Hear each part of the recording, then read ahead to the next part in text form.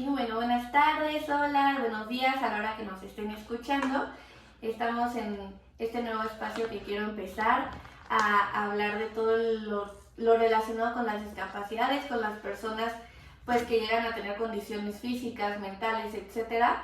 Pero pues en este momento es el primer episodio en el que vamos a hablar al respecto. Me emociona muchísimo y más porque es un invitado pues que ha estado a lo largo de mi crecimiento profesional y personal, de cierta manera, porque pues es alguien que ha sido amigo de la familia desde hace muchos años y me emociona mucho que estés aquí y poder empezar esta sección del podcast y de mi página contigo. Muchas gracias por venir, por permitirme tener este espacio para platicar contigo y sobre todo para que más personas te escuchen. Y viendo justo un poco tu Facebook, vi que ya te habían entrevistado un poco en televisión y así, pero pues para mí es muy especial que estés aquí. Él es Mario Chavero. Hola, ¿cómo están? ¿Cómo se le están pasando, chicas? Muy bien, muy a gusto. Me han consentido con un café al llegar. Y bueno, pues muy contento de estar con ustedes platicando de este tema y de los que aquí pues vayan saliendo sobre la marcha. Así es que adelante. Sí, bueno, me gustaría que comenzaras presentándote un poco en manera general, quién eres, si quieres decir tu edad, la discapacidad que tienes, justo también para adentrarnos un poco más en el tema. Ok, con muchísimo gusto. Bueno, pues soy Mario Chavero Reyes, son mis dos apellidos, Chavero Reyes. Vivo en la Ciudad de México, desde donde saludamos, por cierto, a todos, a todas quienes nos ven y nos escuchan en todos los rincones de este país, de Latinoamérica y hasta donde llegue la señal de este podcast. Y bueno, comentarles que pues soy licenciado en Derecho. Eh, tengo la fortuna de practicar la carrera pues prácticamente desde que comencé a estudiarla. Y de eso ya hace pues, un rato. ¿Cómo han cambiado los años? Como diría Gloria Estefan. Y bueno, ¿qué decir? La discapacidad que tengo es visual, efectivamente se debe a una retinosis pigmentaria. ¿Qué significa retinosis pigmentaria? Es una inflamación de las dos retinas, porque las dos vinieron en paquete, y no se aceptaron devoluciones. Entonces, bueno, es una situación degenerativa que con el transcurso del tiempo fue incrementando la disminución, aunque suene como un tanto contrapuesto, fue incrementando la disminución hasta que me la acabé. Prácticamente ahorita ya puedo decir que me la terminé completita. Y bueno, pues he trabajado en el gobierno en los 3 niveles, en el federal varias veces, en un estatal una vez, en el del Estado de México, en un municipal también una vez, en el municipio de Huixquilucan, también del Estado de México. Y bueno, pues mi carrera, mi tendencia profesional me ha llevado hacia los temas de políticas públicas de desarrollo social y combate a la pobreza. Le llaman de diferente manera y a veces son refritos de lo que ya existió, ¿no? Pero bueno, pues ahí está, finalmente, que le llamen como quieran. Para efectos prácticos hay que disminuir la pobreza. Fíjense, hay que buscar que la gente, que las personas con discapacidad sepamos pescar. No que nos den pescado, porque en algún momento ese pescado se va a acabar. Entonces, esos programas de carácter asistencial, pues en realidad, digo, son clientelares, son así de buscar, pues, quien vaya a un meeting, quien vaya a una manifestación, etc. Pero a largo plazo lo que te deja es, pues, un oficio, una actividad, la posibilidad de obtener tu ingreso económico como resultado de tu trabajo. No sé si quieras que hasta aquí dejemos esta respuesta y seguimos con la que sigue. Estoy fascinada escuchando porque justo te quería, de lo que fuiste diciendo, me llama mucho la atención lo que dices de saber pescar, no que te den pescado, porque justo lo que se busca, por ejemplo, te dice que yo trabajo con personas con autismo, entonces justo es buscar que sean de cierto modo lo mayor posible independientes en la vida, que logren requerir cada vez menos apoyos para actividades de la vida diaria, cotidiana, y que puedan desenvolverse y sobre todo esta interacción social y que justo sea por sí mismos, no que dependan de los demás, que es algo que ya me irás platicando tú, ya nos irás platicando tú. En esta discapacidad visual siento que un poco lo tienen más normalizado, por así decirlo, en el sentido de que cuentan, no sé, perdóname que no me sé el nombre, ¿cómo se llama el bastón que utilizan? Bastón guía. El bastón guía. La diferencia de los de apoyo es que el de apoyo, digamos que los kilos de tu peso, una parte de los kilos de tu cuerpo, los vas depositando conforme vas caminando sobre el bastón de apoyo. El bastón guía solo es referencia, ¿no? De hecho el mío, lo vieron hace ratito, es muy delgadito, no es así como que tan resistente y sirve para detectar obstáculos. Esa es la finalidad de un bastón guía. ¿Hace cuánto que lo tienes? Hace casi toda mi vida. Ok, o sea, cuando tú eras pequeño ya lo tenía, ya existía esta herramienta, pues. Sí, en México la primera escuela para personas con discapacidad visual, para la educación, o lo que se conocía en este momento como para la instrucción de las personas con discapacidad, la crearon por ahí de la época de Benito Juárez. Entonces, bueno, una de las primeras finalidades es la orientación y la movilidad. ¿Qué significa? Que sepas dónde estás, que sepas cuál es tu entorno, que sepas dónde está la puerta, que en este caso yo la tengo a mi derecha. Bueno, de repente tengo dos izquierdas. Que tengas una idea de dónde está la persona que tiene una voz bonita y te habla. Y dónde está la otra persona que también tiene una voz bonita y que está detrás de cámaras. Y que el entorno te sea amigable. Digamos que hay de todo. En entornos urbanos, pues perfecto, la calle va más o menos derechita. Y hay rampas que no lo son, que parecen toboganes. Hay escalones que son tan altísimos. ¿Y cómo lo hace una persona en silla de ruedas ahí? Pero regresando a lo del bastón, esta orientación y movilidad que desde siempre se ha impulsado, se ha buscado que una persona con discapacidad visual lo sepa, pues es como el punto de arranque. Después todo lo demás. Primero, orientado y con la posibilidad de moverte por ti mismo, por ti misma. Eso es lo fundamental. Regresándonos un poquito, decías que tienes retinosis pigmentaria, ¿verdad? Sí. Y que es degenerativa. Sí. Entonces, en el momento de tu nacimiento, me gustaría que nos platicaras un poco, justo para ligarlo a lo que mencionas del bastón, que lo has tenido casi toda tu vida. Entonces, me gustaría que fuéramos a los inicios de cómo fue de tu nacimiento, esta retinosis, cómo fue el diagnóstico. Bueno, hablamos de que ahorita yo sé que es retinosis pigmentaria. En su momento no había, y eran las familias de personas, de niños con discapacidades de mi generación, iban de un lugar a otro. Iban de IMSS a ISSSTE, al hospital del Conde de Valenciana, que de hecho creo que no existía, al hospital de La Ceguera, y así a todos, uno a uno. Y en un lugar les daban un diagnóstico, en otro lugar les daban otro. Era un tanto incierto. Esto de la retinosis yo lo descubrí mucho tiempo después, ya por iniciativa mía. Porque finalmente, mis padres descubrieron que yo no veía al 100, ¿no? Como los demás niños desde mi edad, cuando era yo muy pequeño. Entonces, pues tengo una familia maravillosa. Y fueron mis principales aliados, han sido, lo siguen siendo y lo seguirán seguramente. Entonces, pues alguien en un hospital X les recomendó pues ya no perder el tiempo en visitar nosocomios, médicos, curanderos, hechiceros, etcétera, etcétera. y que pues mejor se abocaran a lo que tenía viabilidad. ¿Y qué tenía viabilidad? La educación.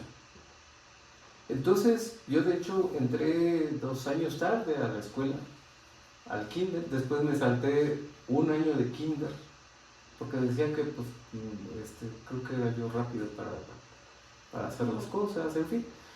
Y después en primaria me salté de primero a tercero, también no hice segundo en primaria. Ahora, hasta tercero de primaria lo hice en una institución que todavía existe, pero que digo, su formato, su contexto es completamente distinto ahora, que se llamaba el Instituto Nacional para la Rehabilitación de Niños Ciegos y Débiles Visuales. Y ya acabó el título. Entonces, de ahí en adelante, comenzó el gobierno federal, a través de la Secretaría de Educación Pública, comenzó a promover la posibilidad de integrar, en ese momento se llamaba integración, no inclusión, de integrar a niños con discapacidades leves o discapacidades únicas a escuelas regulares. ¿Qué entendemos por escuelas regulares? A las que ustedes fueron. Escuelas donde va la mayoría. Personas sin discapacidad. Sin discapacidad. Porque la lógica era, ok, pues si los tenemos siempre en escuelas especiales, como así se llamaban, pues van a creer que siempre todo eso es su mundo, ¿no? Y siempre van a jugar fútbol con balones que tienen bolitas adentro, que tienen cascabeles. Y siempre van es decir, su entorno va a ser un tanto incompleto. Y a mí me eligieron para ese piloto. Por ello, de cuarto de primaria en adelante, lo hice en escuelas regulares. Ajá. Todo fue siendo, pues digo, con su proceso. Terminé primaria, comencé secundaria. Les he de decir que yo creo que utilicé bastón así ya bien hasta que comencé preparatoria. Porque, lo digo, no crean, lo habrán visto con las personas de la tercera edad, cuando comienza la necesidad de un bastón de apoyo, se resisten. Y no quieren, y dicen, no, pues sí yo puedo, hombre, ¿para qué me pones eso? Igual pasa con las personas con discapacidad, y en este caso con la visual respecto a los bastones. Entonces, pero bueno, tarde o temprano pues me di cuenta que esa era mi salvación, finalmente no tenía yo opción. Y yo creo que esta es una filosofía que me ha acompañado toda la vida. Muchas veces decimos, ay, es que no me gusta hacer esto, no me gusta hacer esto otro, no me gusta el calor, no me gusta el metro, no me gusta. Pues sí, amigo, amiga, pero es tu opción en este momento. Digo, ya cuando tengas una mejor percepción, viajarás todo el tiempo en auto de aplicación, viajarás todo el tiempo, pero por lo pronto es lo que hay. No es conformismo, y eso es muy importante como determinarlo, ¿no? No es conformismo. A lo mejor para mí fue ubicar mis pies sobre la tierra y decir, este es mi punto de arranque. Y los bastones de antes eran feitos.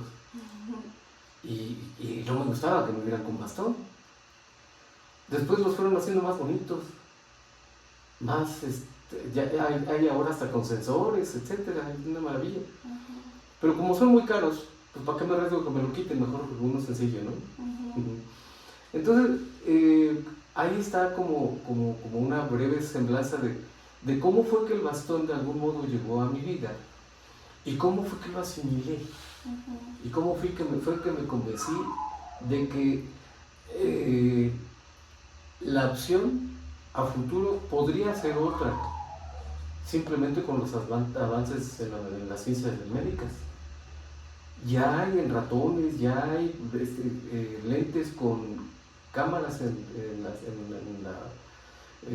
ellos, etc. Hay muchos desarrollos, hay electrodos, hay muchas cosas que se están desarrollando. Pero en este momento lo que tengo a la mano es un bastón. ¿Cuántos años llevas con el bastón entonces? Aproximadamente. No, pues unos 40 años. Ok, pero dices que hasta prepa. Sí, más o menos. ¿Y antes cómo fue para ti? Me decías que tus papás empezaron a darse cuenta que no veías como veían los demás niños. Ajá. O sea, entonces tú naciste con cierto grado de visión. Investigando, Ujú. yo nací con el 80% de visión. Ok. Y de ahí fue disminuyendo por temporadas muy rápido, por temporadas muy lento. Ok, ¿y como a qué edad aproximadamente recuerdas que perdiste Totalmente, visión? totalmente ya que me quedé a oscuras, apenas hace unos 3 años más o menos. Apenas. O sea, todos Sí. estos años has tenido una discapacidad visual moderada. La tuve, no, porque moderada a lo mejor de adolescente. Okay. Moderada es como cuánto porcentaje más o menos, o cómo era. De un 100, a lo mejor una moderada, pues que te gusta un 30. Te puedes defender en la calle, Ajá. puedes ver, pero ya llegando a un 40, 50, pues sí, ya tienes que tomar cartas en el asunto. ¿Cómo es llegar a ese porcentaje de visión? O sea, ¿qué es lo que veías, cómo veías? Veía las formas de las cosas, veía los colores. Durante mucho tiempo, incluso después de perder la visión, yo seguía soñando colores. Okay. Veía colores, veía formas, veía siluetas, veía caras, pero ya no me acuerdo. Sí recuerdo haberlas visto, pero en este momento ya no me acuerdo cómo eran. O sea, y por ejemplo, esas caras que recuerdas, bueno, que no recuerdas saber cómo son, pero por ejemplo a tus papás sí los llegaste a ver entonces por bastante tiempo. No por bastante, por poco cuánto? tiempo. Realmente por poco tiempo, en mi muy lejana infancia. ¿Recuerdas sus rostros? No, ya se me olvidaron. ¿Y cómo le hacías para los primeros años? No sé, me imagino cómo ha de haber sido que los fuiste olvidando, que hacías como para que no se borrara por completo esta imagen. No, pues no hacía ni dejaba de hacer. O sea, es que no fue algo, ¿cómo decir? No fue racional, no es que yo quisiera, tengo que conservar estas imágenes. No, porque no da tiempo, la vida pues avanza rápido, ¿no? Y los procesos de aprendizaje de cosas nuevas pues van abriendo distintas posibilidades. Cuando se abrió, por ejemplo, lo de los lectores de pantalla, pues para mí fue como, yo me imagino que como para Cristóbal Colón fue descubrir América, leer por mí mismo un periódico a través de la computadora, leer por mí mismo un documento que me mandaban, que me ponían, sí, yo no lo podía hacer por mí mismo en ese momento, porque no había la accesibilidad en las tecnologías. No podía yo abrir un archivo que estaba en un disquete. Un disquete para ustedes es el precedente de las USBs. Sí me tocó todavía como en segundo de primaria, yo creo que todavía tercero de primaria todavía me tocó. Ok. Sí, perdón que me vaya regresando un poquito, pero sí quiero me interesa muchísimo como tu infancia. Ok. O sea, porque yo pensé, bueno, te comenté que si llego a mencionar algún término o algún punto que te incomoda o algo, me callas, me paras. Nada me incomoda. Ok, porque justo quiero hacerte como muchísimas preguntas que me van surgiendo, de que entonces yo pensé toda mi vida que había sido la discapacidad visual de nacimiento. Bueno, es de nacimiento, es genética. O sea, es hereditario. Ajá. Ok, es hereditario. Pero a lo que me refiero es que pensé que era una ceguera total. Claro, no. Ustedes han visto un esquema del ojo. Tiene muchas piezas. Tiene córnea, que esas hasta se consiguen aquí en República del Salvador, aquí cerquita de donde nos encontramos. Okay. Esas las pueden cambiar rápido, trasplantes al por mayor. Pero hay piezas que no, que son irreemplazables, como las retinas. Los bastones, cada piececita tiene su grado de dificultad en un posible reemplazo, en un posible trasplante. Hasta ese momento la retina no. Y sí, efectivamente, no fue un proceso igualito siempre. No es que vea yo en este momento o no vea lo mismo que no veía cuando era niño, ¿no? No, sí, se fue deteriorando la retina. Las retinas siempre tienden, cuando traen esa degeneración genética, tienden a irse echando a perder poquito a poquito, por llamarlo de alguna manera, hasta que resulta que pues están como un pedacito de membrana, de ahí, de una cosilla ahí, que no tiene ninguna utilidad, como una uña. Bueno, una uña sí tiene utilidad. Entonces, ¿es hereditario? ¿Alguien de tu familia cercana lo tiene también? Es curioso porque mis padres no la tienen, mis abuelos no la tienen.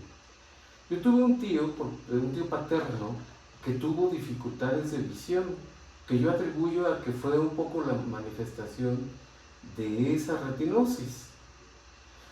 Más allá no he investigado, es muy posible que sí, ya ven ustedes que hay genes dominantes y recesivos. Entonces es muy posible que se haya mantenido recesivo en 2, 3 generaciones incluso. Pero a mí me tocó la rifa del tigre. Ok. ¿Y este tío lo conociste? Sí, lo conozco, vive. Ok. Ajá. Okay. Es intrépido porque maneja su vehículo de calles chicas, no maneja ya de noche, en fin. Pero bueno, a él se le desarrolló muchísimo menos. Ahorita que dices lo de manejar, es como paréntesis de la discapacidad visual, pero me vino a la mente que justo también trabajo con un equipo de fútbol de personas con amputación. Okay. Y uno pensaría como, pues en limitaciones que tienen que no pueden manejar, pero me impresiona muchísimo que hay un chavo que es justo de mi edad, no solo que maneja automóvil, sino que también moto. Entonces me parece impresionante cómo estas habilidades se pueden ir desarrollando, cómo pueden ir, pues no sé, manteniéndose o fortaleciendo, de modo que no sea una limitación. Mira, te voy a decir, tienes de dos.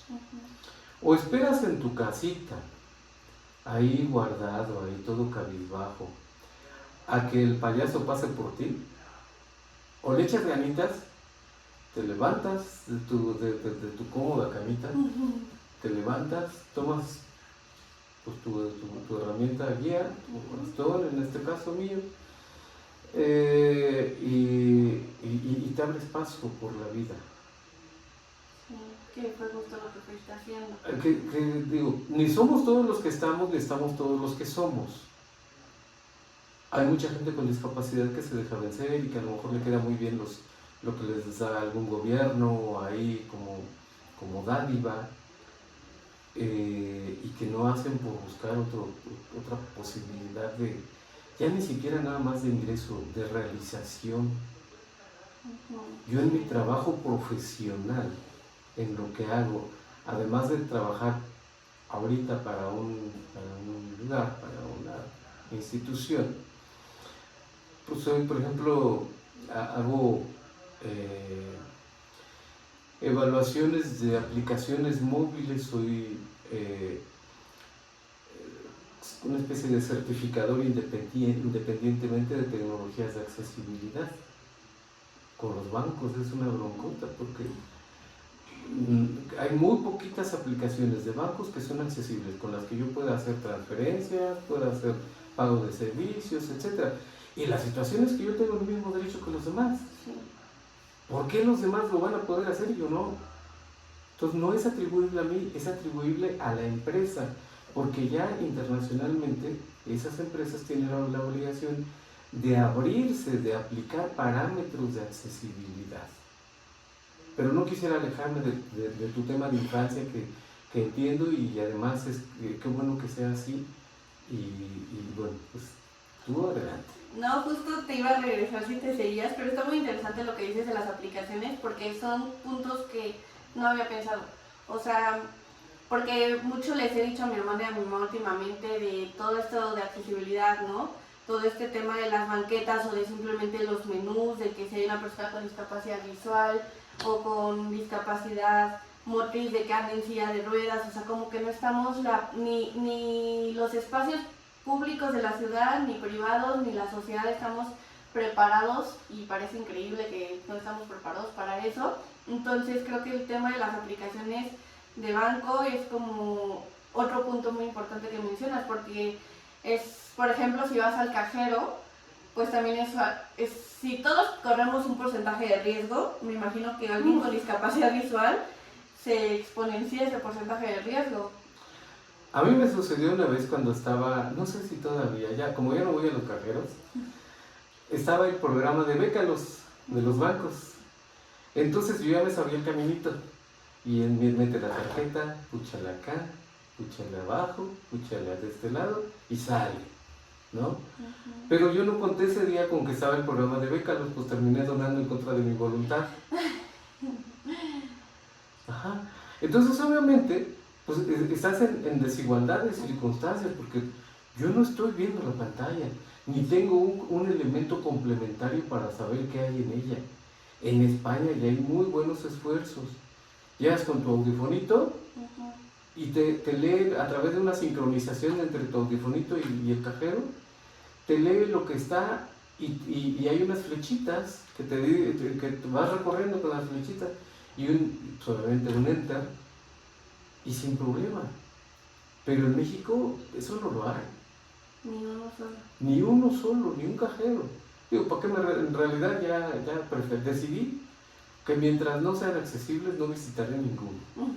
¿Y cómo, sin meternos mucho en tu privacidad, Sí, obviamente, pero cómo le haces entonces esas cuestiones bancarias? ¿Cómo lo manejas? A mí las apps me han facilitado mucho la existencia, porque hago transferencias, hago pagos, recibo pues, obviamente mi sueldo, etcétera, y yo puedo tener el control de mi recurso a través de la aplicación móvil.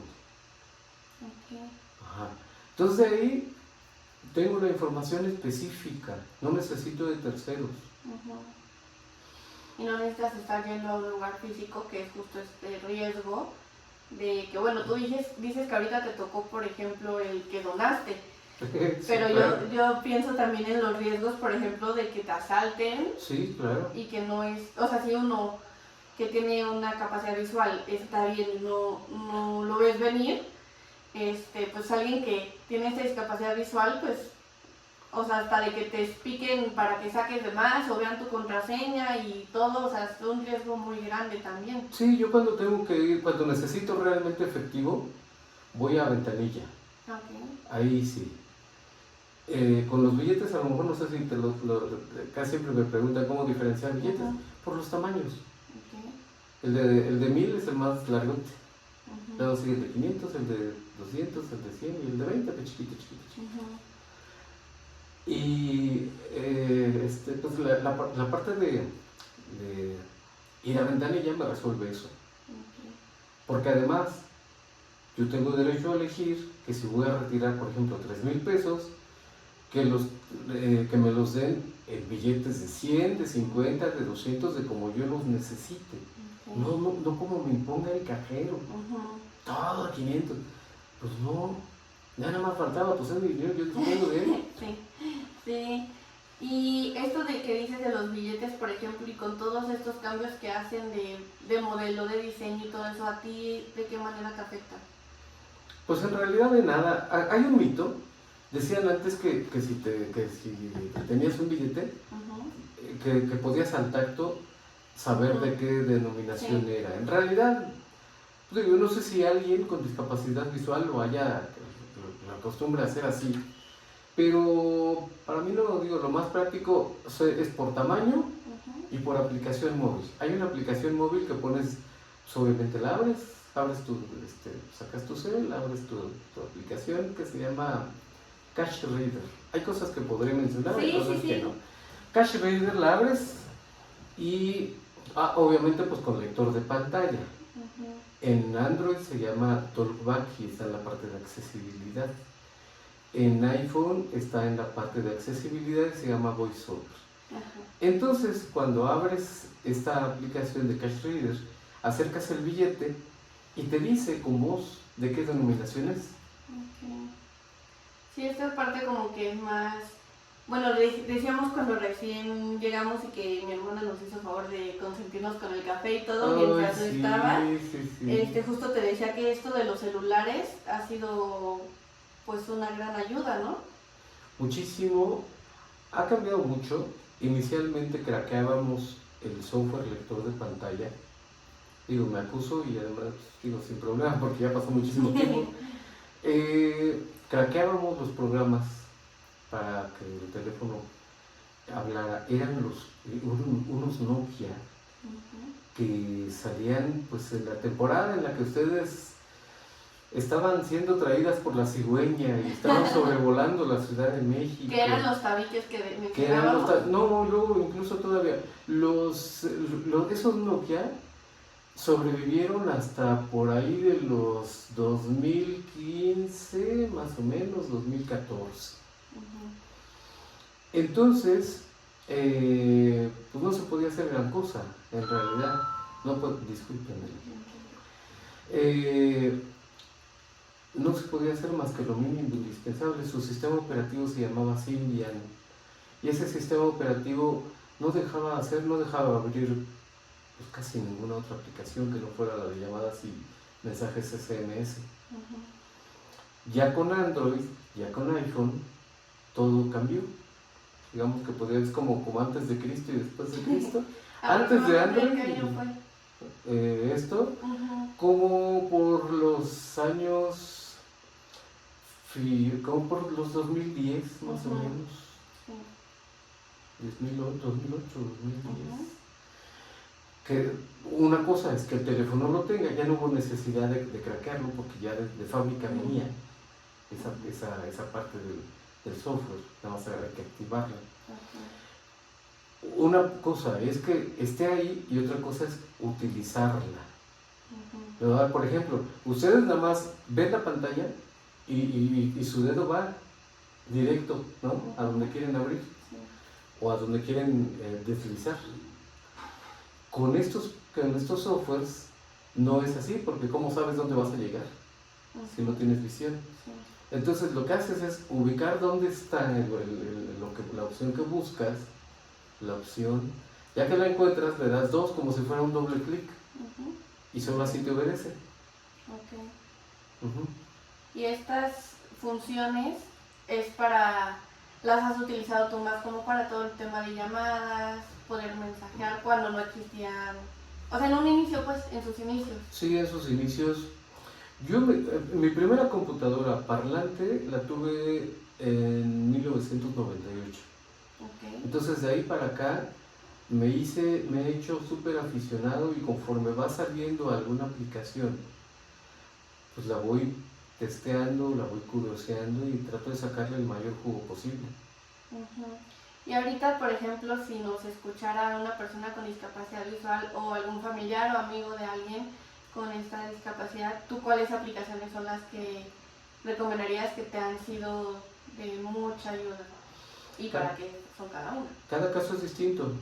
Y a lo mejor esa persona que nos está escuchando de momento solo lo necesita para llamadas. Pero de usarlo para llamadas va a casi seguro que se le va a despertar la inquietud por usar WhatsApp, por usar Telegram, por usar Facebook, por estar en comunicación con su entorno, comunicación digital. Y en esa misma proporción su ámbito de posibilidad se va a ir ampliando. Yo recomendaría, punto número 1, buscar la posibilidad incluso, a veces cuando no se tiene una posibilidad económica pues tal vez suficiente, amigo, amiga que nos escuchas, si tú tienes ya un teléfono pues como de medio uso y ya no lo quieres, ya quieres cambiarlo porque tu plan ya se va a renovar, etc., puedes hacerlo llegar a una persona con discapacidad visual y buscar a alguien o alguna institución que enseñe a cómo utilizarlo con accesibilidad. Le vas a cambiar la vida. No sabía, o sea, pues te digo, son esas cosas que no piensas y son tan fáciles en las cuales uno puede apoyar y ser de ayuda, que justo, bueno, fue un poco de spoiler a una de las preguntas que te tenía, que era de cómo sociedad, cómo podemos ser de apoyo, pero esa pregunta me gustaría guardarla un poco todavía para el final, porque sí quiero todavía como que regresarnos un poco más a los inicios de tu vida y todo, pero ¿por qué estás tan insistente en, eso, en esa etapa? Es que me interesa muchísimo porque decías que no recuerdas como los gestos y todas esas cuestiones que en los primeros años sí viste. Entonces me gustaría, no sé, que nos describieras tus años, ¿cómo decirlo? O sea, los primeros años, ¿cómo fue para ti la visión? Yo me considero haber sido un niño normal. Normal en el sentido, y sé que estoy diciendo algo tal vez indebido, porque ahora la tendencia es a que, pues, entonces significa que haya normales, pues no. Pero en el sentido, mejor le cambio la palabra, un niño sano, sí. Y en ese sentido, pues yo me desempeñaba, pues, en buena parte como mi entorno, como los niños de mi edad. Nunca nadie le dijo a un niño o a una niña cerca de mí, llévalo, guíalo. Solitos los niños me apoyaban. Comencé a usar braille, de hecho, como mi manera inicial para aprender a leer y escribir. Y después, poco tiempo, a lo mejor 2, 3 años después, aprendí a escribir con letra de molde. Y aprendí al revés. ¿El braille más o menos a qué edad lo aprendiste? El braille como a los 8 años. ¿Y la letra de molde? Como a los 10, 11, por ahí. Entonces tú sí tienes esta escritura. Sí la uso cada vez menos, pero sí la sé utilizar. Y entonces, por ejemplo, otro como spoiler, de la universidad, yo le preguntaba, porque mi papá fue tu maestro en la carrera, y yo le preguntaba a mi papá justo cuando le dije que te iba a entrevistar, que iba a platicar contigo, le dije, ¿cómo fue para ti como profesor tener un alumno con discapacidad visual?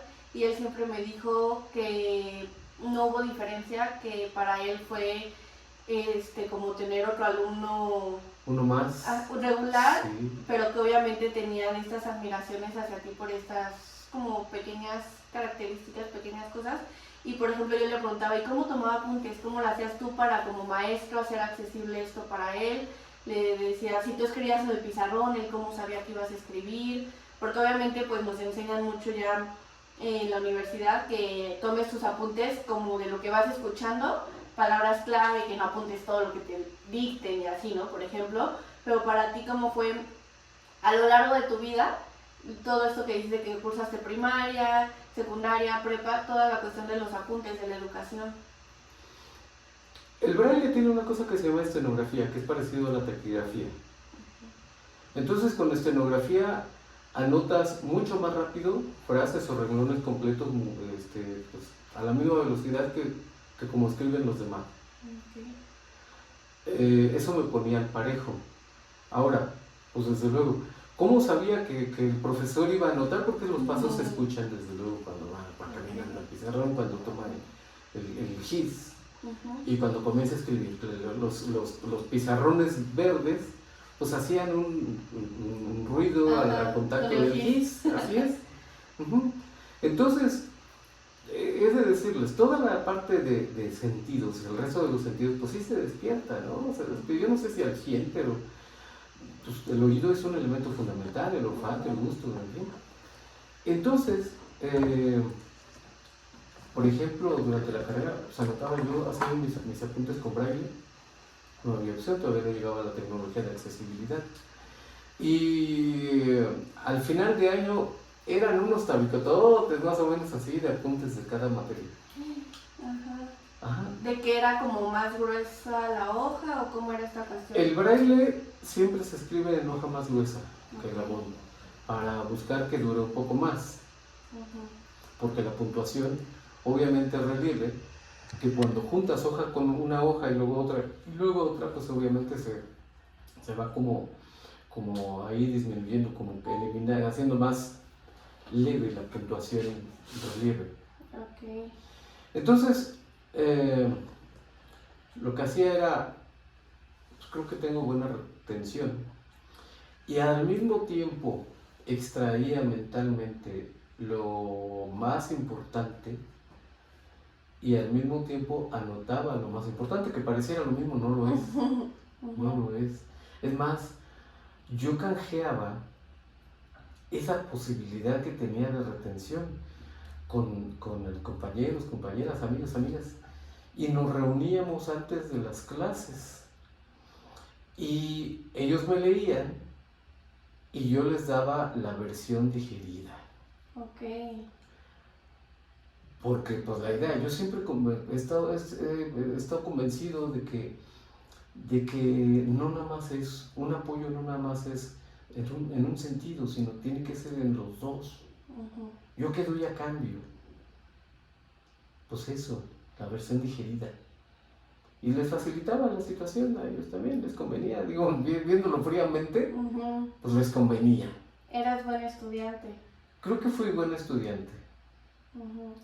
Y en primaria y todas estas etapas, como mencionaste que no había como que la necesidad de que le dijeran a los niños como de ve y ayúdale, o sea, como que de ellos nacía solito. Sí. Y esta cuestión de, bueno, que ahora ya se le llama bullying y todo esto, pero discriminación, ¿en algún momento llegaste a pasar por algún compañero? No, bueno, hubo ahorita me recuerdo una anécdota. Estábamos en el patio, era un patio grande y buena parte del patio era una cancha de fútbol. Entonces yo había ido a tomar agua, habían unos bebederos. Fui a tomar agua y uno de los que estaba jugando pues le acertó a mi cara, ¿no? Entonces pues ya ahí pues, yo no le di importancia en realidad. Ya casi acababa el recreo, esto creo que fue en cuarto de primaria, más o menos. Entonces, acabó el recreo, yo me fui al salón, etc. Y un rato después llegó la directora, interrumpió la clase y llevaba de la oreja al chavito que pateó el balón. Y me dijo que lo iba a expulsar, que eso no se debería de hacer, etc. Pero que antes de expulsarlo quería que me ofreciera una disculpa. Yo pensé, mira, pues con mi cara sigo, pues no, ni me la deformó, feo soy, pues voy a seguir siendo. Entonces, yo le pedí que no tomara ninguna medida en contra de él. Porque finalmente, punto número uno, casi seguro que pues no estuvo ahí como que con microscopio, no le voy a dar. No, pues fue una situación casuística. Y que además pues no hay mala fe en la edad que teníamos en ese momento, difícilmente hay mala fe. Hay de todo, ¿no? Pero pues afortunadamente, pues no sé, la conmovió a la directora mi petición. Sí. Y el chavillo siguió, nos hicimos muy buenos amigos. ¿Y esto en qué etapa fue? En cuarto de primaria. En primaria, ok. Yo creo que fue lo único. Por lo demás, no sufrí bullying, ni en secundaria tampoco. ¿Ni por parte de maestros recibiste algún tipo de discriminación en algún momento? Una que otra bromilla, que yo le entendía así. Sí, como que ¿ya viste tal cosa? Sí, ya. Ahí está. Ya, pero no digo, pues, difícilmente, pues imagínate, piel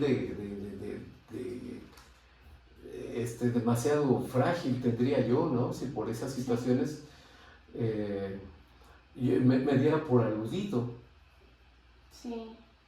Y estas cuestiones, por ejemplo, en tus pensamientos, decías que ya los rostros los fuiste como, no sé si será la palabra correcta, como olvidando.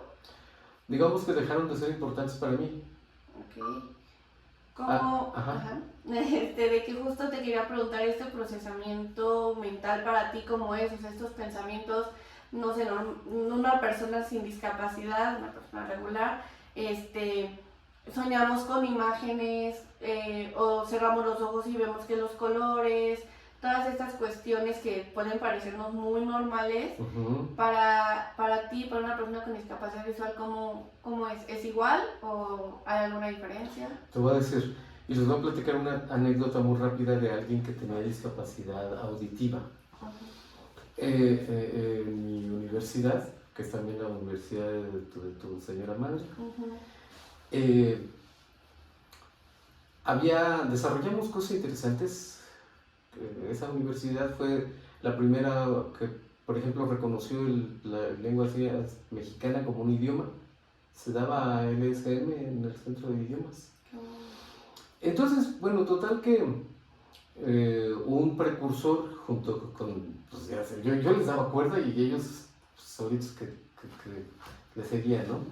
Entonces, un individuo de ahí de la universidad con el que desarrollamos muchos proyectos relacionados con educación inclusiva, tenía un amigo con discapacidad auditiva y una vez con puras señas, este amigo suyo le platicó que había soñado que iba por la carretera y que estaba a punto de cruzar y que vio a su mamá del otro lado de la carretera y que su mamá le dijo: hijo, no te cruces porque viene un tráiler muy grande.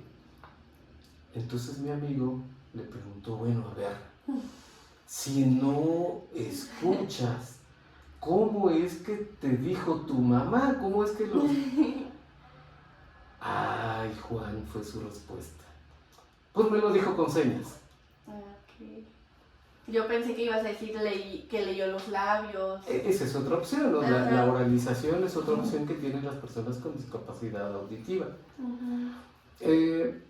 No, en realidad, mira, yo encontré a lo mejor como el camino de qué me va, qué me puede afianzar de mejor manera y qué no.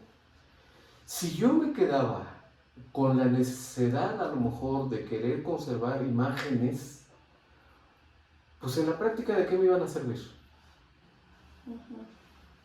Pues no, en realidad no. ¿Qué te nutre más? ¿Que veas a alguien o que la puedas abrazar? Que lo puedas abrazar. Así es. Alguien al aire, incluso en una entrevista, alguien me decía: oye, ¿tú cómo me imaginas? Tócame la cara para que me digas cómo soy. Pero pues no, es que eso ni da ni quita, en realidad. Para ustedes sí. Para ustedes definitivamente tiene cara redonda, tiene cara ovalada, tiene cara esto. Sí, pero para mí ha dejado de ser importante porque ¿de qué me es útil? Sí. Justo lo que decías, de que dijiste, mencionaste en broma de feo soy, pero me ven entonces también estas cuestiones de belleza, de cómo eres tú físicamente. ¿No te ha pasado por la mente el cómo eres? ¿Saber cómo soy? Sí, mucha gente me lo ha dicho. ¿Sí? ¿Te han descrito sí, así sí. como eres? Ajá, sí. ¿Y por eso es la descripción que dijiste? Ah, no, eso. Y bueno, sé que en realidad, digo, muchos factores, e incluso eso lo arrojó una encuesta que hizo INEGI hace relativamente poco. Los altos de estatura tienen mayor posibilidad de encontrar mejor trabajo. Okay. Los flacos, los blancos, y así se podría uno seguir. ¿Y sabes por qué? ¿De estaturas? Sé por qué. Porque pues, a lo mejor, digo, estás de pie y tienes buena estatura, pues tienes mejor presencia a la visión de la mayoría. Okay. ¿No? Y así con todo, en realidad, digo, yo lo de feo, pues lo dije de broma, no me quite el sueño, soy un feo feliz. Creo que no me ha ido mal en la vida, y ingrato sería yo, pues por feo, qué mal, qué mal la vida me tocó. No, definitivamente no. Porque, por ejemplo, yo escribía poemas en mis años mozos y eso me ganaba, pues, alguna que otra seguidora, en fin. ¿Cómo es? ¿Lengua mata carita? Algo así. Habla. Ajá. Entonces... verbo mata carita. Verbo mata carita. Lengua. Bueno, me entendieron. Ok, sí, también el auditorio que nos está siguiendo. Sí. Entonces, bueno, todo esto pues va a que, pues, esta fisonomía mía, por ejemplo, pues, digo, me gusta verme bien, me gusta pues, estar bien conmigo y parte de eso, pues, pues es hasta la vestimenta, ¿no? Sí. Parte de ello es, pues, utilizo lentes no porque los necesite, sino porque me gusta. Ok. Uh-huh. Sí, justo te iba a preguntar, ¿cómo sabes que si traes una camisa azul, un saco negro y no que traes una camisa Morada. morada y un saco rosa, por Bueno, ejemplo? la gente de mi confianza cercana, pues sí, definitivamente me apoya en esa parte. Si no la hubiera, porque hay gente con discapacidad que viven solos, con discapacidad visual, ¿cómo le hacen? A través de las aplicaciones móviles. Ok, como lo de los billetes. Como lo de los billetes, te dice el color. Ok. Y así arman las combinaciones. Arman las combinaciones. Yo tengo una poquita de desconfianza porque, por ejemplo, si te dice rosa, pues no sé si te diga, la verdad es que no he experimentado esas aplicaciones, no sé si te diga rosa mexicano, rosa clarito o rosa qué, ¿no? Ajá. Y esta percepción de los colores, esta noción de cuál es el rosa, cuál es el azul, sí la tienes. Sí la tengo, la recuerdo, pero digo, la recuerdo así como una generalidad. No tengo a la mano, en la mente, por ejemplo, cómo es exactamente un color fuchsia o un color, bueno, pues el que sea.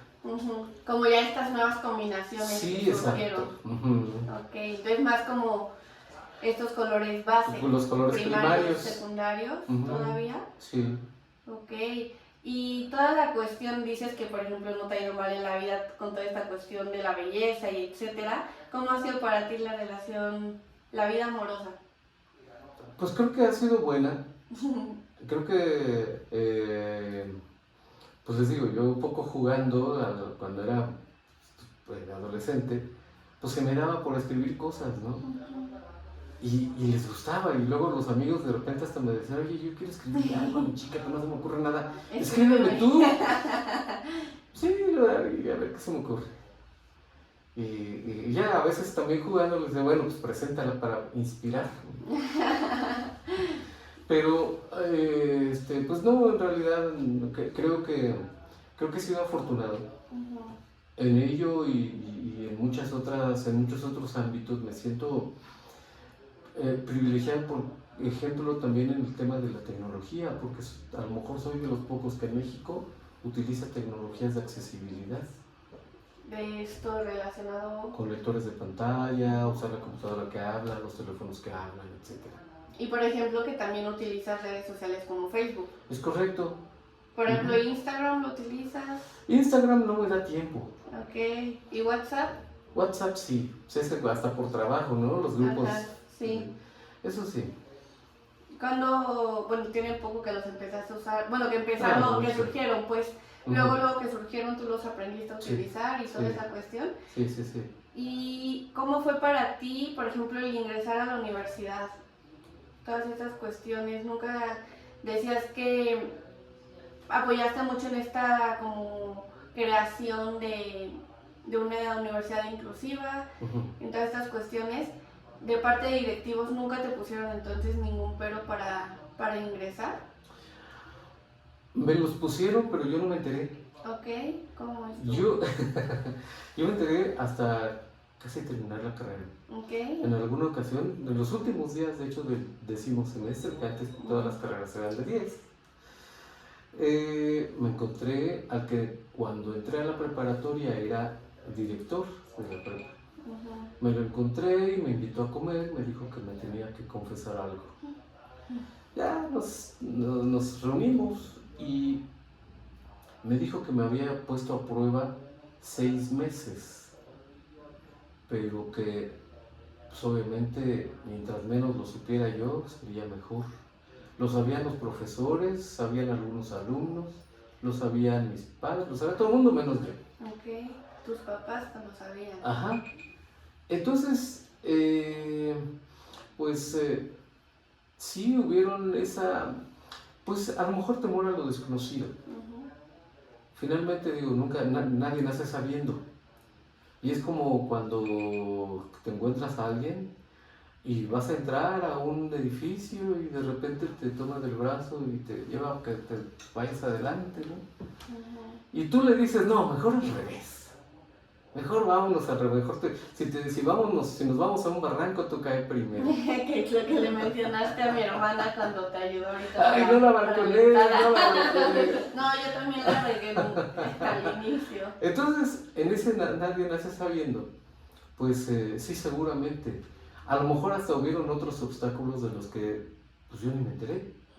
Que han sido, pues a lo mejor en la universidad, en las diferentes instancias de trabajo en las que he estado, en el gobierno federal, en el gobierno estatal, en el municipal.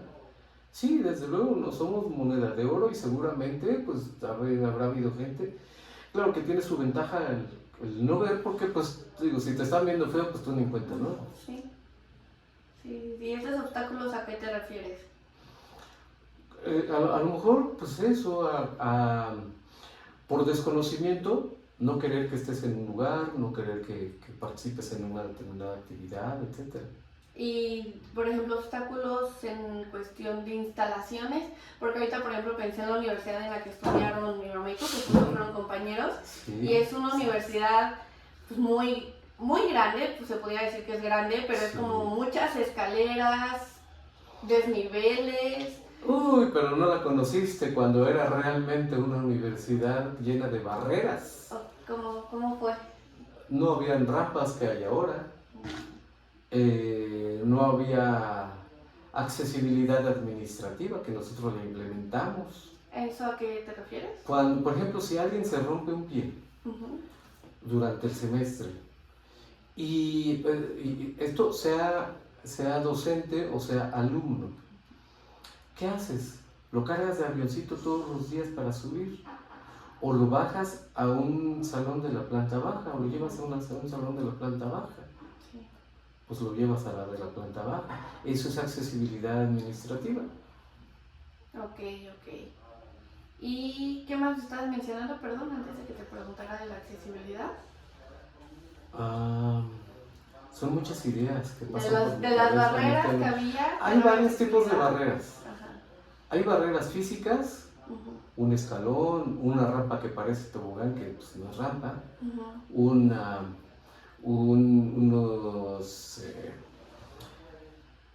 un sanitario que no tenga barras para que la gente con discapacidad motriz se pueda apoyar.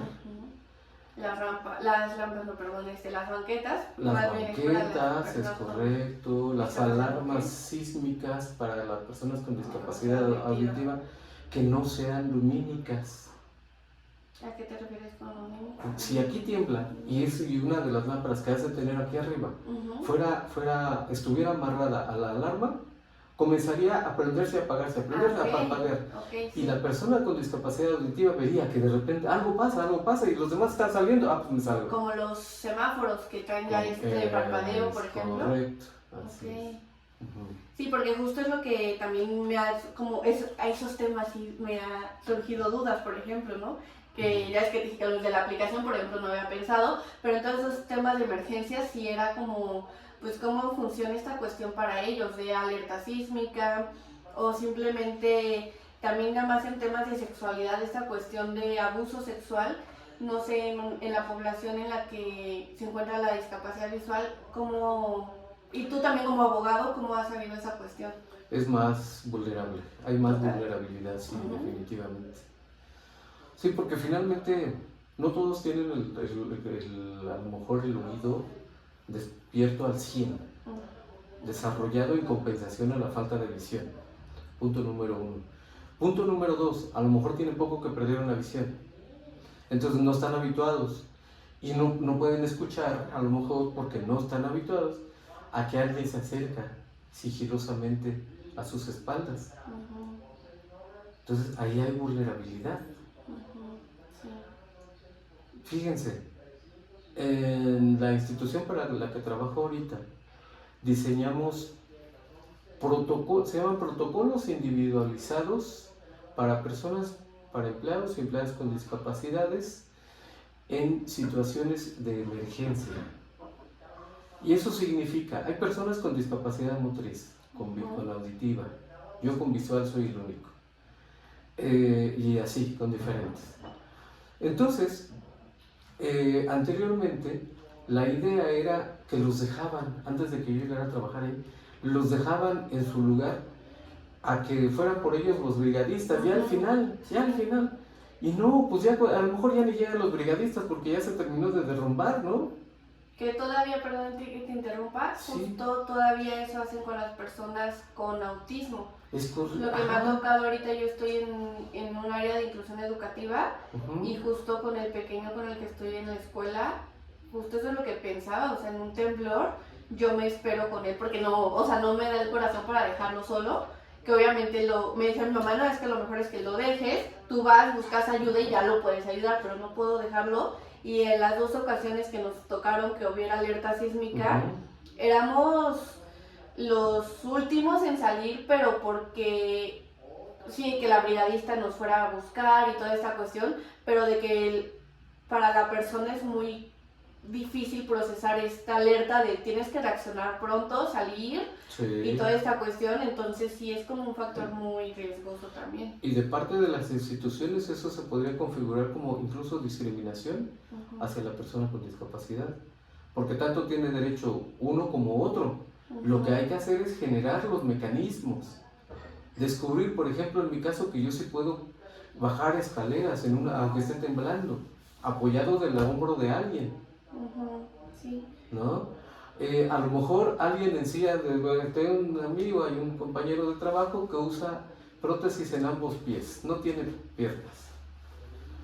Entonces, lo que él necesita no es una silla de ruedas, es bajar por el lado izquierdo de la escalera, no el derecho, porque por el derecho bajamos la mayoría. Okay.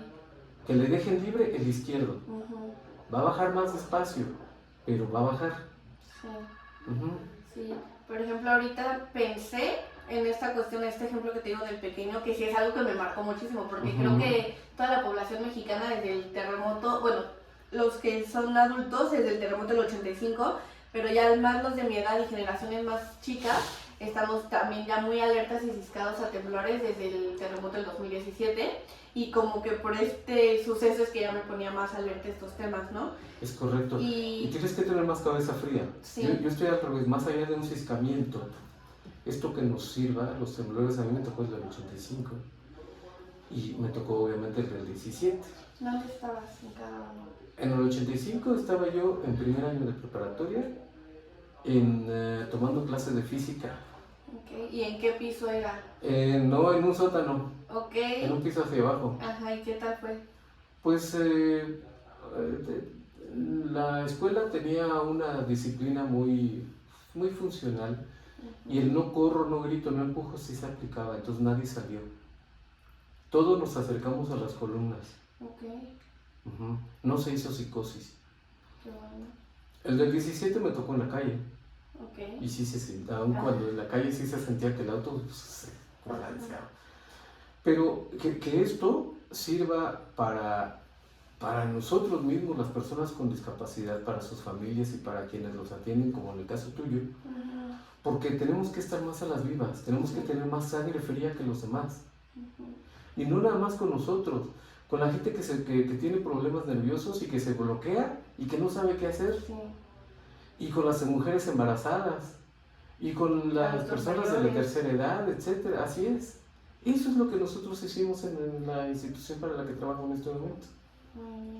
No, me gustaría que lo que puedas, obviamente, como tips, cómo podemos ser como sociedad apoyo en estas cuestiones de emergencia para una persona con discapacidad y específicamente desde tu experiencia con discapacidad visual. Cada caso tal vez va a terminar siendo distinto, depende mucho de la filosofía de la institución de que se trate, depende mucho de la arquitectura, de la parte arquitectónica, de cómo está la empresa, el lugar, cuántos edificios hay, cómo se llega, hay que buscar un área de seguridad que tiene que ser la más cercana, hay que buscar que la persona con discapacidad siempre cuente con alguien de apoyo, para que que haya como un titular y un suplente. Porque si tú ese día no vas a trabajar, que haya alguien más. Y que esa persona no es que se quede ahí con él acompañándolo a que después los declaren héroes de la nación, sino que que tú sepas cómo apoyar a la persona con discapacidad. Si puede caminar, si puede correr, si toma medicamentos, si se inyecta algún medicamento, toda la parte de salud y toda la parte de ¿cómo le llaman?, de funcionalidad. Saber si puede mover más la mano derecha o izquierda, las dos, si puede brincar. Porque yo, por ejemplo, sí encontraría viable que una persona con autismo sí pudiera participar en una situación de desalojo, sí, o en un simulacro. Sí. Sí lo podría hacer con las adaptaciones que para cada caso pudieran ser. Sí, por ejemplo, el caso que les mencionaba, se me surgió que, por ejemplo, nosotros estábamos en un segundo, casi tercer piso. Entonces, obviamente, el desalojo era más tardado en cuestión de que la persona no tenía como que esta noción de que era una emergencia y teníamos que salir pronto, ¿no? Entonces se me surgió que, por ejemplo, si se tiene conocimiento, como mencionas, de todas estas cuestiones, estas limitaciones, en vez de que lo pusieran en un tercer piso, que estuviera en la planta baja y ya solo sea salir del salón. Ya no tener que salir del salón, pasar un pasillo, bajar las escaleras, etcétera. O sea, hacer... Porque también algo que me ha gustado mucho de desenvolverme en el tema de la discapacidad es que justo nos han enseñado esta mentalidad de que no es que la persona con discapacidad se tiene que adaptar a la sociedad, sino la sociedad se tiene que adaptar a esa persona. Los dos. Okay. Tiene que ser de manera compartida. Okay. Sí, porque si no podríamos llegar al otro extremo. El mundo tiene que estar a mis pies. Okay. Y no necesariamente, digo, imagínate que yo fuera a trabajar pero no sé computación, no sé usar los grupos de WAN, no sé, y yo les digo, no, pues ustedes adáptense, yo ya estoy aquí. Sí, en esa cuestión, por ejemplo, creo que también me impresionó que lo dijiste, que los dos, pero pensándolo yo creo que es como un balance, ¿no? O sea, como una cuestión de que se tiene que tener en cuenta conocimiento, o sea, yo creo que un primer paso sería que le des la importancia que tiene y tener como la iniciativa de conocer a la persona y de acuerdo a las limitaciones, esta adaptación, porque por ejemplo, en tu caso, pues obviamente sí puede llegar a una cuestión de que tú no tienes ninguna limitación intelectual, ninguna limitación como más allá de lo visual, entonces sí sería mucho como que pudieras caer en, ay sí, que el mundo esté a mis pies, o sea, pudiera caer en este narcisismo o en este nivel, sí. Ajá, pero en cuestión de que, por ejemplo, si hay una persona que tiene muchas limitaciones o ciertas limitaciones ya más profundas, sí es más, o sea, no es si me voy a entender, es como justo tener que tener este conocimiento para saber quién tiene que ceder un poco más, o sea, no pensar que siempre va a ser como en las relaciones, por ejemplo, que no es siempre un 50-50, sino a veces un 70-20, un 70-30 más bien, o sea, así que sea como más equitativo la cuestión de adaptación y que finalmente seamos como, a mí no me gusta mucho el término de inclusión, porque una vez me dijeron que era como, pues inclusión de qué, o sea, incluirlos a qué, o sea, ellos ya son parte de la sociedad. No es que o sea, no es como un poco, no sé tú qué pienses en esa cuestión, como incluirlos, pero sí ya forman parte de. Es como en el derecho, como en la ciencia jurídica. Hay dos ámbitos, el del ser y el del deber ser. Tú te refieres a ese deber ser en el que como persona ya es parte de una sociedad y tienes toda la razón, hay toda la razón. Sin embargo, en el mundo del ser, no necesariamente es así. A veces, para que el ser lo conviertas a deber ser, pasa mucho tiempo, hay que generar muchos mecanismos, hay que eliminar muchas barreras físicas, sociales, culturales, tecnológicas. Y en ese momento sí, puedes decir, ok. La inclusión, en este momento es lo que hay. Muy distinta de la integración que les platicaba al inicio. La integración era, mételo a la escuela y pues ya con que esté en la matrícula tú ya Ujú. cumpliste. Sí. La inclusión es, ok, va a poner de su parte el chavo, pero la institución, el gobierno, la empresa, la escuela, etcétera, va a poner también su parte en la medida y en la dimensión de las necesidades de esa persona con discapacidad. Ujú. Sí. A lo mejor yo no tengo muchas necesidades, porque a lo mejor ya hasta yo puedo llevarme mi equipo de cómputo personal, Ujú. pero en muchas ocasiones sí las hay. Y hasta este momento la inclusión nos está funcionando como plataforma para propiciar, para ir consolidando una equidad de largo plazo. Ujú. Distinto de la igualdad, fíjate, Sí. distinto. Sí. La equidad Ujú. implica dar un trato igual a los iguales y desigual a los desiguales. ¿Cómo le das, cómo haces equitativo un espacio, el que tú ponías de ejemplo, con un alumno con discapacidad, con autismo, pues aplicando accesibilidad administrativa y que siempre esté en planta baja? Ujú. Eso es equidad. Sí. Que justo es un poco, pues no es igual, ¿no? Equidad ni igualdad. Ujú. Y que esta diferencia es muy importante en todos los temas, en todas las cuestiones. Y ahorita que mencionamos todo esto, también te quisiera preguntar en cuestión de las políticas públicas, tú que has como también adentrándote mucho, no solo por la carrera, sino que eres abogado, sino por los trabajos que mencionas que has tenido como que en los 3 ámbitos, ¿qué consideras, qué necesidades has identificado que ya se abarcaron y que todavía faltan por abarcar? Se ha avanzado mucho en materia legislativa, por ejemplo. Cada estado tiene su propia ley de inclusión, hay una ley de inclusión federal, hay un tratado internacional con el tema de la inclusión que fue propiciado por México a principios de los años 2000. Hay reglamentos de construcción que ya ordenan que las viviendas o las construcciones tengan determinados declives en sus rampas, etc. Hay mucho teórico, como en esa parte del deber ser. Uh-huh. ¿Qué nos falta? Aterrizarlo como sociedad. Eliminar una barrera social. A lo mejor dejar de considerar esos mitos que hay actualmente, ¿no? Decían, la discapacidad es contagiosa, ¿no? Que parece increíble, pero todavía pasa, todavía lo llegan a sí, pensar. Así es. Eliminar barreras culturales. A mí me tocó estar cerca de la accesibilización del Cerro del Fortín y del centro de Oaxaca. El Cerro del Fortín es donde se escenifica la Guelaguetza. Okay. Y nos platicaban ahí una anécdota en la que una señora iba con su menor hijo y vieron a lo lejos a un señor en silla de ruedas y el niño le preguntó: mamá, ¿por qué ese señor está así? Y la señora, ni tarda ni perezosa, le dijo: mira, hijo, ese señor viene así porque Dios lo castigó. Así es que pórtate bien, pórtate bien. Entonces, esa es una situación cultural, una barrera cultural, ¿no?, que tenemos que vencer, aún en los espacios urbanos, aún en las instituciones de educación privada, aún en los hospitales privados de mejor renombre.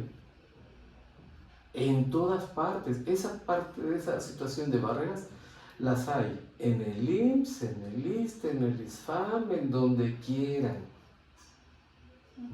Luego yo llego a algún lugar preguntando por lo que sea, ¿no? Y me dicen: ah, pues para allá. Y señalan. ¿Dónde es para allá?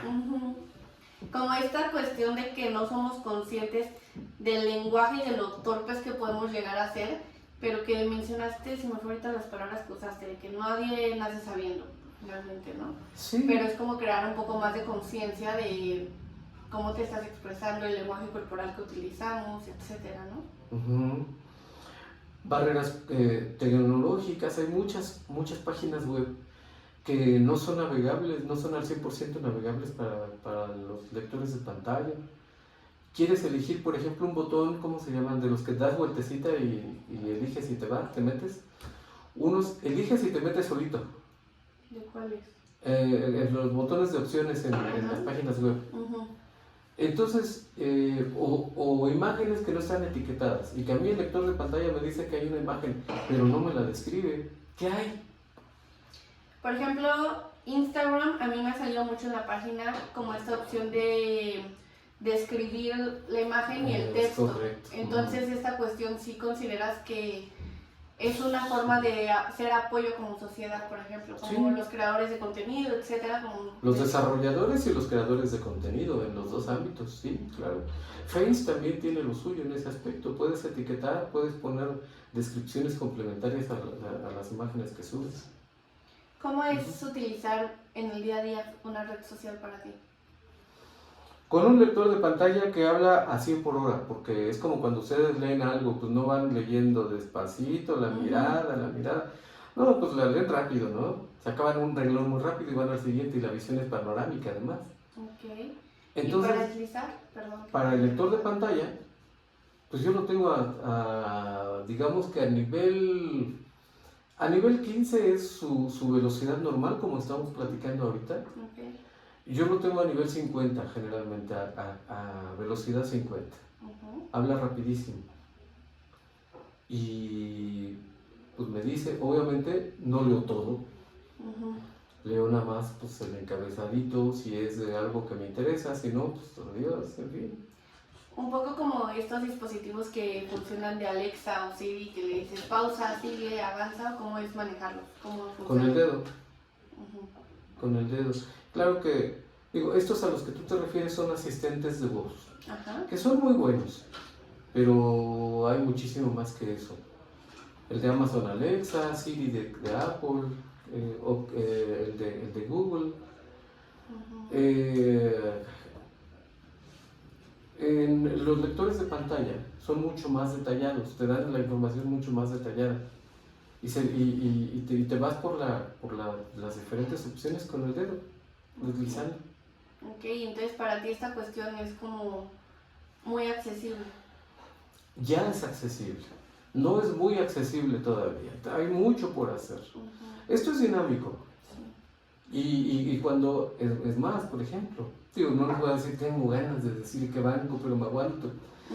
Hay un banco que cada vez que actualiza su app, en muchas ocasiones echa reversa con el tema de accesibilidad.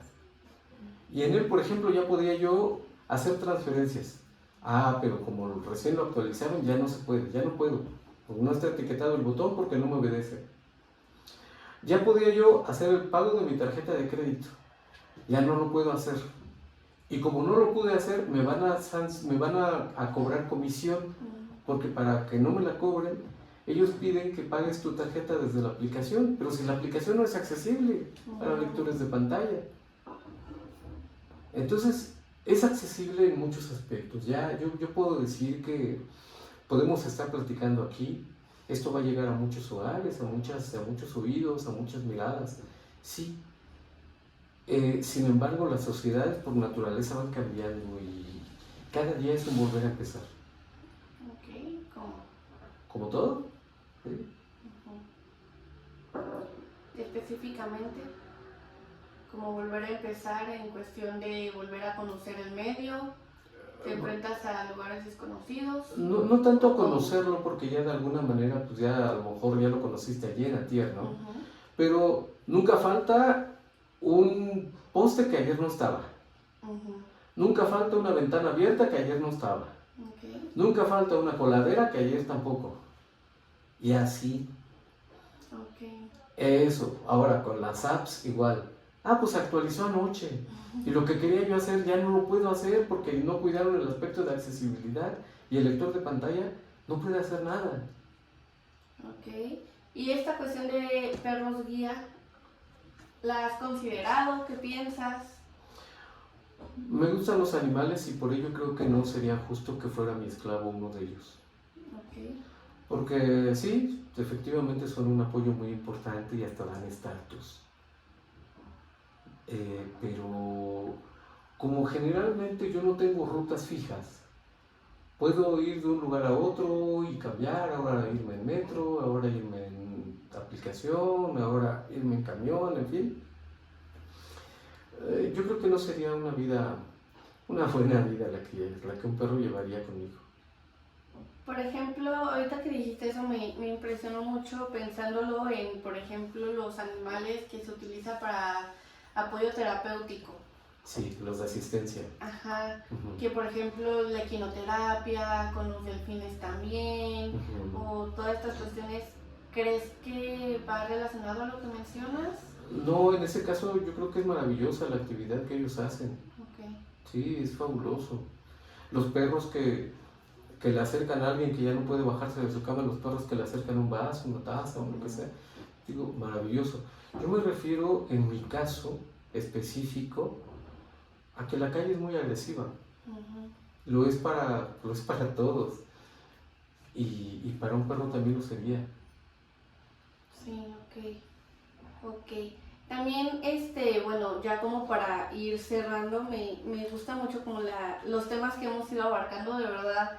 Creo que surgieron muchísimos muy interesantes, muy, muy importantes de visibilizar, y te agradezco mucho que aparte no solo platicaste de ellos, sino que nos explicaste y por ejemplo te tuviste a mis preguntas, mis inquietudes detalladas de la infancia.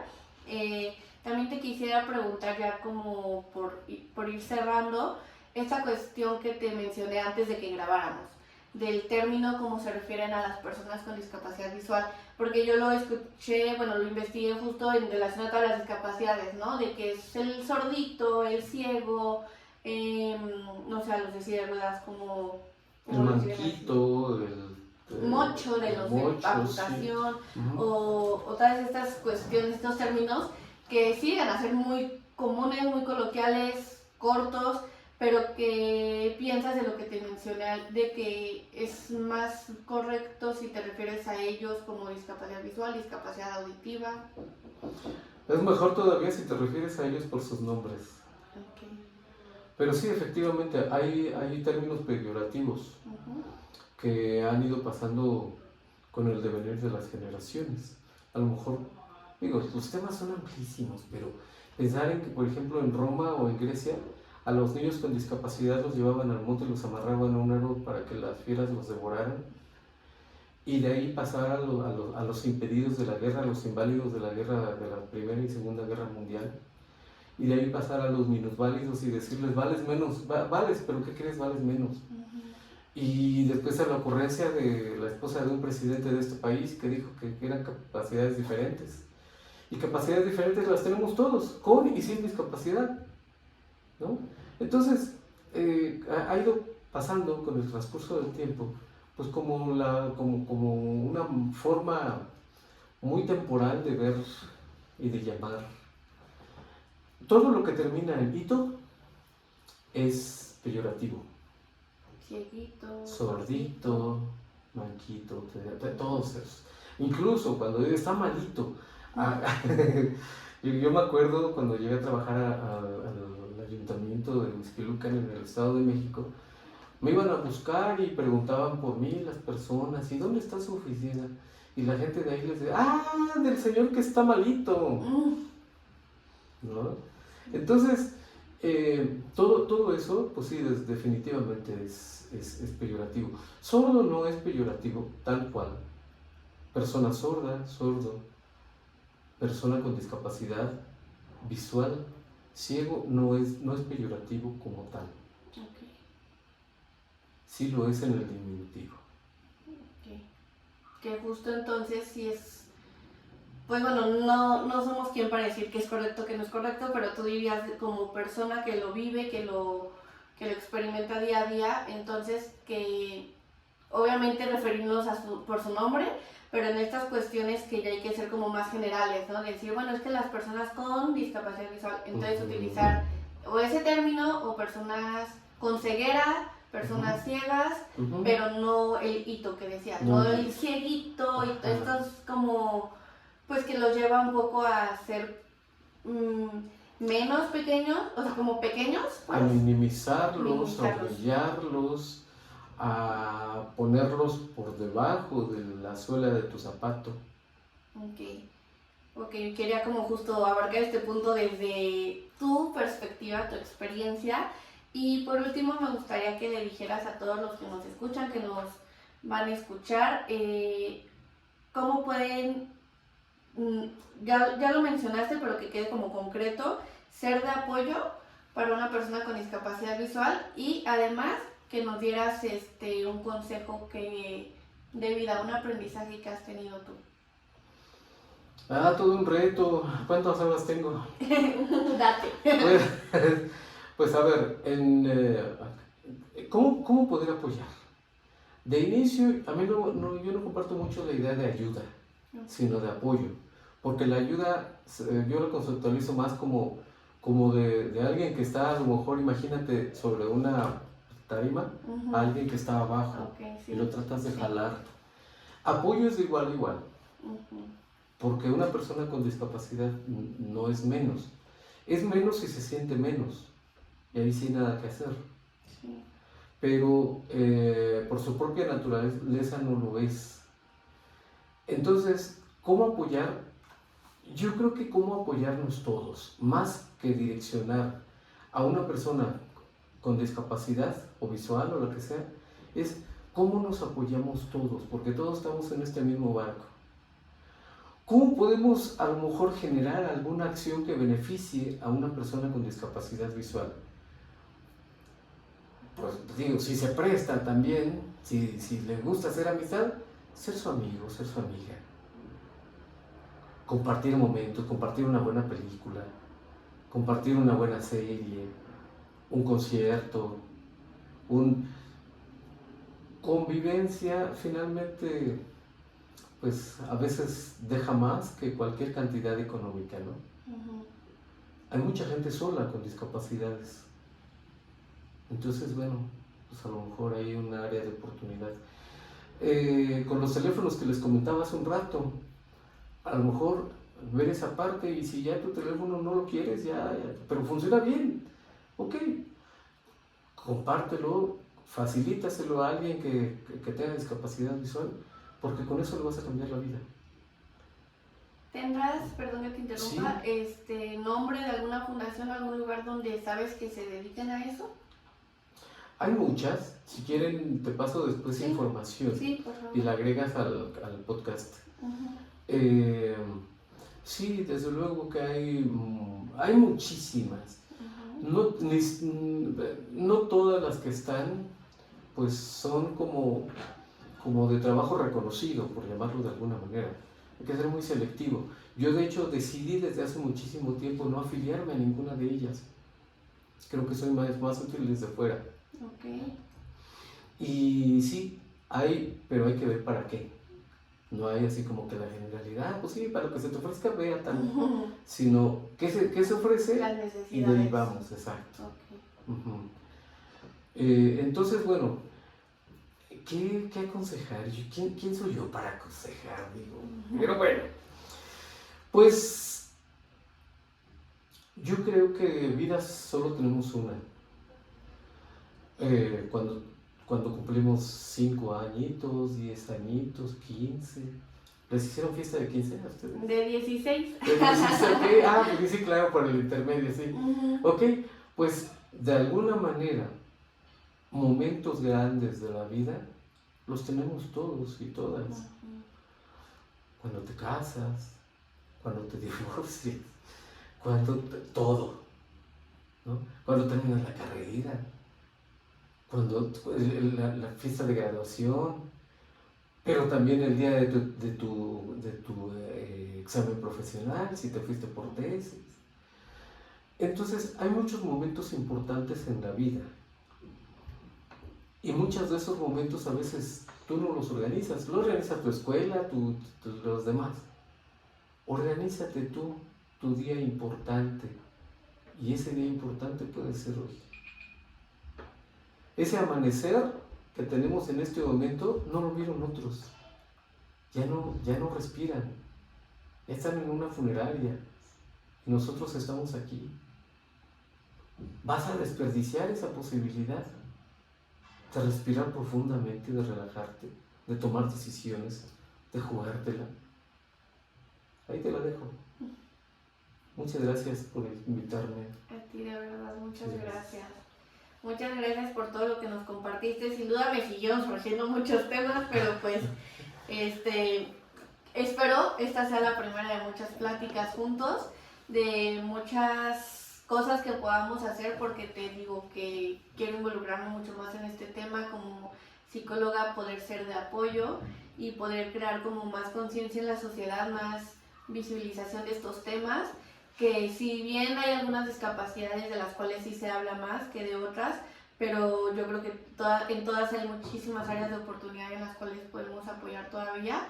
Y de verdad te agradezco muchísimo que hayas venido, y sobre todo la persona que eres, porque aunque no nos hemos tratado, o yo no he tenido la oportunidad de tratarte mucho en lo personal, pues sí has estado en particular en un momento muy importante en nuestras vidas, que fue cuando pues mi abuelito. Sí. Entonces, de verdad, muchas gracias por ser la persona que eres, porque tu discapacidad nunca te limitó, sino que le has hecho frente y de verdad ha sido, aunque tú dijiste ahorita que quién eres para aconsejar, pero de verdad ha sido de mucho admiración, ejemplo para muchísimas personas. Y pues ahorita con esta entrevista espero para todos los que lo vean puedan sentir lo que yo siento de estar platicando contigo, de estar sabiendo de tu historia, de todos tus logros. Y pues de verdad muchas gracias. Gracias por este espacio. Yo quiero aprovechar antes de irnos, te robo 3 segunditos nada más. Lo que quieras. Te invito y les invito a que nos busquen en YouTube. Tenemos un canal con un grupo de amigos.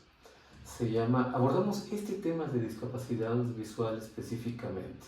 Hay otros proyectos ahí que desarrollamos, pero yo quisiera invitarles a este en especial por el tema que hemos tocado el día de hoy.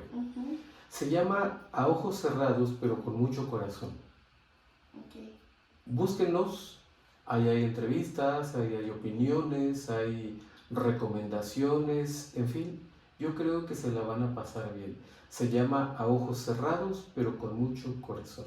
En YouTube dice. En YouTube, ¿verdad? sí, ahí estamos. Ok, muy bien. Sí, vamos a promoverlo también. ¿Es la única red que manejas así como pública?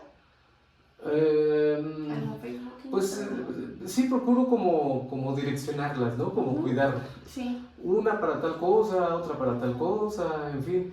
Entonces digamos que yo preferiría a lo mejor centrarme en la recomendación de este canal de YouTube.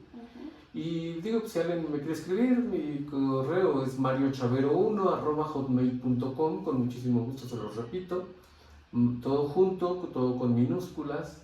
mariochavero1@hotmail.com. Chavero es con B chica y 1 con número. Ok, muchísimas gracias de verdad por todo esto, por este espacio, por tu apertura, tu corazón, tu sencillez, y pues te repito, espero sea el primer espacio de muchos que podamos compartir juntos. Claro que sí. Muy bien, muchísimas gracias.